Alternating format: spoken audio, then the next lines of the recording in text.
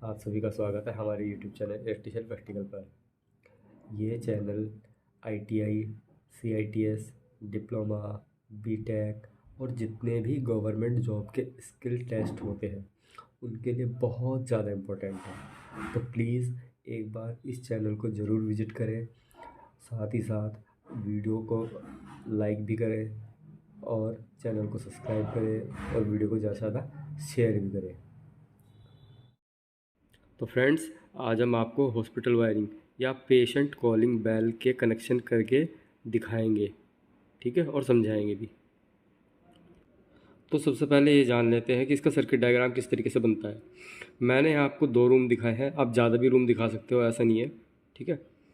होता क्या है, कुछ पेशेंट ऐसे होते हैं कि उनको इमरजेंसी में किसी या तो नर्स को बुलाना पड़ सकता है या फिर कोई इमरजेंसी हो सकती है। तो क्या करते हैं, रूम के बाहर, जो रूम 1 रूम 2 मैंने आपको दिखाया है, इसके बाहर आप लैंप लगाते हो और जो आपको एक डोर बेल दिखाई दे रही है, ये आप जहाँ पे रिसेप्शन होता है या फिर जहाँ पर नर्स का रूम होता है उसके अंदर लगाया जाता है, ठीक है। और जो ये डोर बेल 1 है और डोर बेल 2 जो स्विच यूज़ किए गए हैं, ये आप पेशेंट की टेबल के पास में लगाते हैं, ठीक है। तो एक बार ज़रा इसके कनेक्शन करके देखते हैं।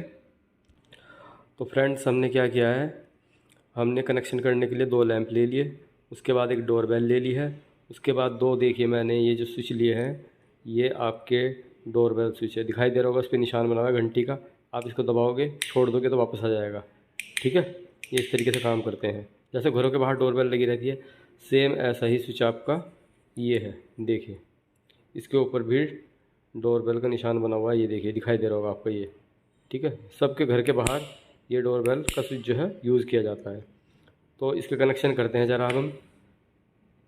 तो कनेक्शन जिस तरीके से डायग्राम में है उसी तरीके से करेंगे।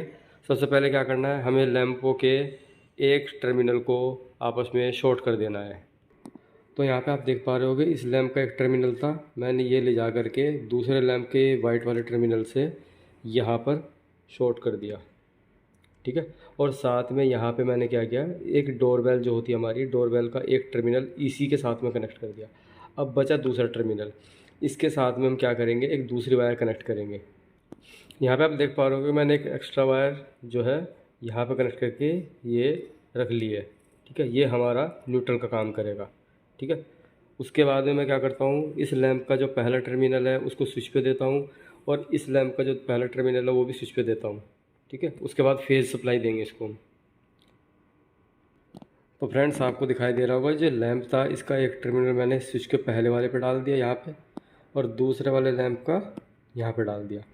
अब इन दोनों को हम आपस में शॉर्ट करेंगे, जो नीचे वाले पोल बचते हैं ना इनको। तो फ्रेंड्स, आपको क्लियर हो होगा, ये देखिए मैंने यहाँ पे इसको लगा दिया वायर को, उसके बाद में इससे हमने इस वाले को भी शॉर्ट कर दिया। अब इसमें एक एक्स्ट्रा वायर जोड़ लेते हैं। तो आपको यहाँ पे क्लियर हो रहा होगा कि मैंने इस वायर में, येलो वाली वायर में क्या किया, रेड वायर एक्स्ट्रा जोड़ ली। अब हमारे कनेक्शन हो चुके हैं कंप्लीट। बस अब हम इसको क्या करेंगे, सप्लाई देंगे, और सप्लाई दे करके हम इसकी वर्किंग करके देखते हैं।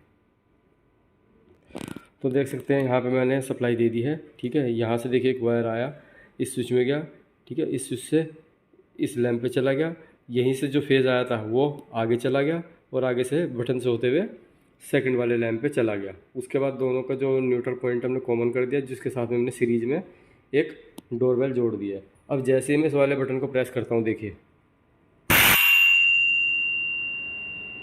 और जब इसको प्रेस करते हैं तो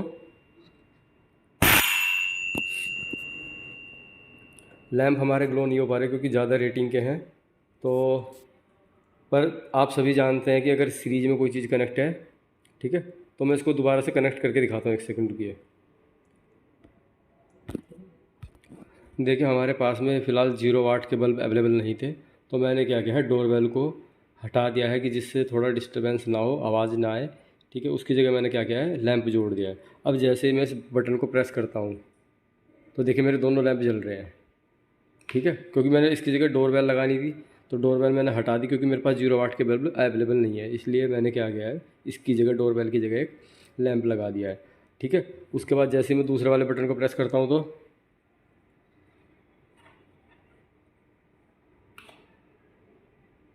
ठीक है। देखिए होता क्या है, मैंने आपको यहाँ पे ड्राइंग पे बता रहा हूँ। यहाँ पे डोर नर्स का रूम है, इसमें हमने डोरबेल लगाई हुई है। ये हमारा रूम 1 है, ये हमारा रूम 2 है। ठीक है, यहाँ पे गेट पे जो उसका बाहर होता है, यहाँ पे एक लैंप लगा दिया जाता है, एक छोटा सा लैंप यहाँ पे लगा दिया जाता है। ठीक है, इन दोनों को कनेक्शन किस तरीके से किए जाते हैं, देखिए इन दोनों के न्यूट्रल को कॉमन करके सीधा सीधा नर्स के रूम में जो डोरबेल लगी हुई है उसके साथ में सीरीज से होते हुए निकाल देते हैं और यहाँ पे न्यूट्रल लगा देते हैं।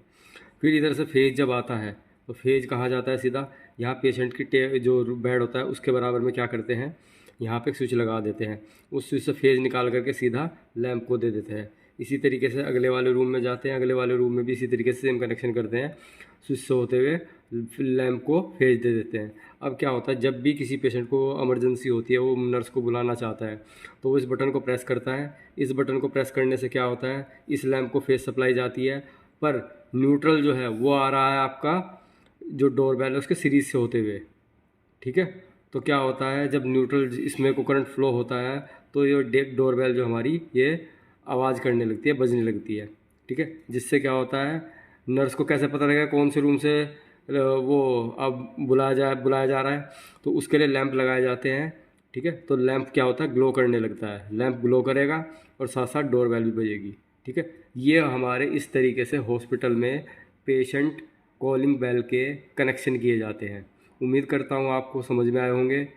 अगर आपको अच्छे लगे हों तो प्लीज़ वीडियो को लाइक करें, चैनल को सब्सक्राइब करें और वीडियो को ज़्यादा से ज़्यादा शेयर करें।